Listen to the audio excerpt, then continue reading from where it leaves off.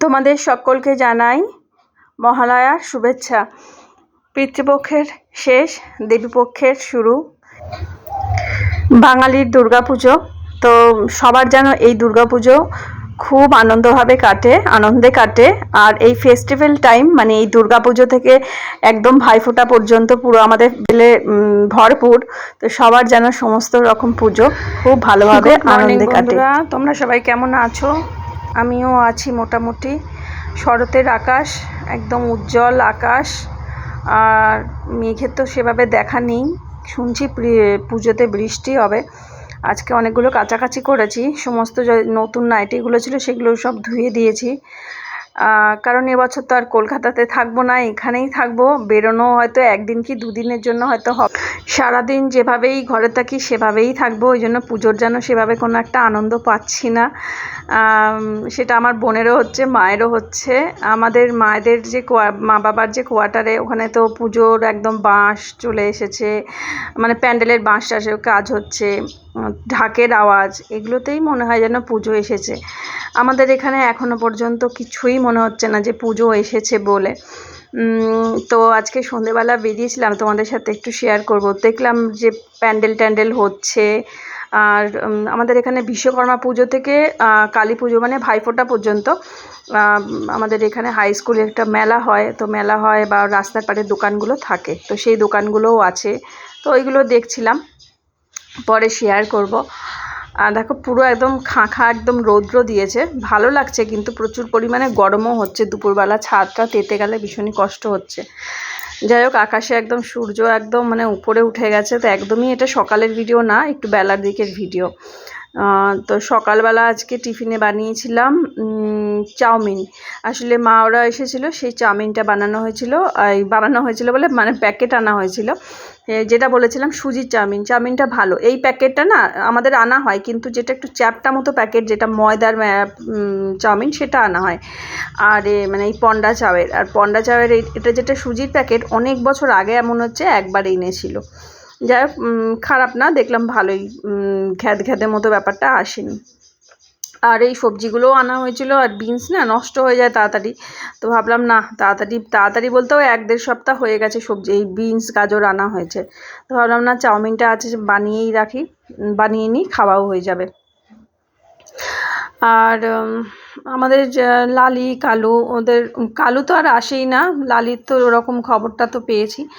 কালু একদমই বাড়িতে আর আসে না। আমাদের বাড়িটাও যেন কেমন একটা ফাঁকা লাগছে। আজকে সন্ধেবেলা যখন বেরিয়েছিলাম তখন একটু পার্লারে গেলাম। আইব্রোটা শুধু করেছি, চুল কাটিনি এবছরে। মাও বলছে চুলটা অনেকটা পাতলাও হয়ে গেছে, আর একটু বড় কর চুলটা। তো ভাবছি আর এই বছর এখানে থাকবো, আর প্রতি বছর বোন আর আমি কত আনন্দ করি, রিলস বানাই সারাদিন ধরে। সেগুলো আর হবে না, একা না হয়ও না, এটাও একটা ব্যাপার আসে। তো সেইগুলো এবছর হবে না, আগামী বছর হয়তো আবার সেই আনন্দগুলো করতে পারবো। তো সেগুলো আমি মা বোন আমরা আলোচনা করছি। ঠিক আছে, এবছরটা একটু এরকম চলুক। বিয়ের পরে প্রথম বছরটা নবমীর দিন এখানে এসেছিলাম, এখানটা কাটিয়েছিলাম, তারপর থেকে আর কাটানো হয় না। আর আমার হাজব্যান্ডকে বলতাম কি, তাহলে এখানে পঞ্চমী ষষ্ঠী ঠাকুর দেখে সপ্তমীর দিন কলকাতায় চলে যাব।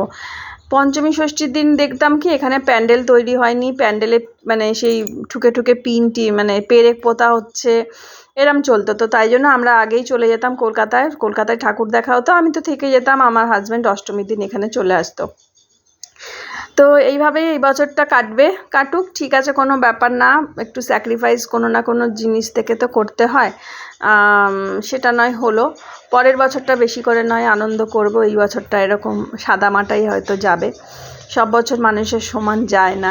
তো যাই হোক, তো এখন দেখো বাসন টাসনও গুছিয়ে নিয়েছি। আর আমি না কদিন তো সেভাবে ভিডিও করছিলাম না, কিছু ক্লিপস ওই 1-2 তুলেছি। আর ইচ্ছাও নেই, মানে রাস্তাতে যখন বেরিয়েছি না, ফোনটা প্রথমে অন করিনি, পরে মনে হলো এসেছি যেটা একটা অভ্যাসে পরিণত হয়ে গেছে ইউটিউবটা করা। অটোমেটিক না মনে হয় ফোনটা হাতে আছে, একটু ভিডিও করি, এই ব্যাপারগুলোও আছে। তো তোমাদের নিশ্চয়ই পুজো এবছর খুব ভালো কাটবে, ভালো, সবারই ভালো কাটুক। আর আমারও ভালো কাটবে, হাজব্যান্ডের সাথে ঠাকুর দেখতে যেতে পারবো। হাজব্যান্ডের সাথে আগেও গেছি, কিন্তু ওই এখনও কয়েক বছর ধরে যাই না, তো সেই জন্য আর দেখা হয় না। যদি এখানে ঠাকুরটা যদি আগে থাকতে দেখা শুরু হতো, কলকাতায় যেরকম একদম দ্বিতীয় দিন থেকেও ঠাকুর দেখছে, মানে মহালয়াটা হয়ে গেলেই ঠাকুর দেখা শুরু হয়ে যায়। এত ভিড়, গড়িয়াহাটেও প্রচুর ভিড়। ঘরে থাকলে মনে হয় যেন দোকানপাটে ভিড় নেই, রাস্তায় ভিড় নেই, কিন্তু বেরোলে তখন বোঝা যায় যে হ্যাঁ ভিড় আছে। তো আমাদের দেখো টোটোতে উঠেছি, টোটোটা না এখন এমন অবস্থা হয়েছে, 2 পা হাঁটলে টোটো, মানে 2 পা হাঁটলে মানে এই 2 পা যাচ্ছে টোটোটা। তাই জন্য আমি তো আমাদের ওই বাড়ির ওই রাস্তাটা মোড়টা থেকেই উঠেছি। তাই আমার হাজব্যান্ড বলছে দেখো কেমন গায়ে লাগে পয়সা দিতে, 2 মিনিটও মানে পুরো বাজার যে জায়গাটা, সেই জায়গাটা পর্যন্ত টোটো যেতে দিচ্ছে না। তো আমার হাজব্যান্ড কী করে, হেঁটে হেঁটেই বলে আসি। আর ফেরার সময় যেখানটা থেকে আমাদের টোটো স্ট্যান্ড, সেখান থেকে আবার টোটো ছাড়ে, সেইটা তখন বাড়ির রাস্তাটার ওই মোড়টা পর্যন্ত আসে। তো এখন টোটো নিয়েও এই চলছে। আমার হাজব্যান্ডকে বলছি তুমি একটা সাইকেল কেনো।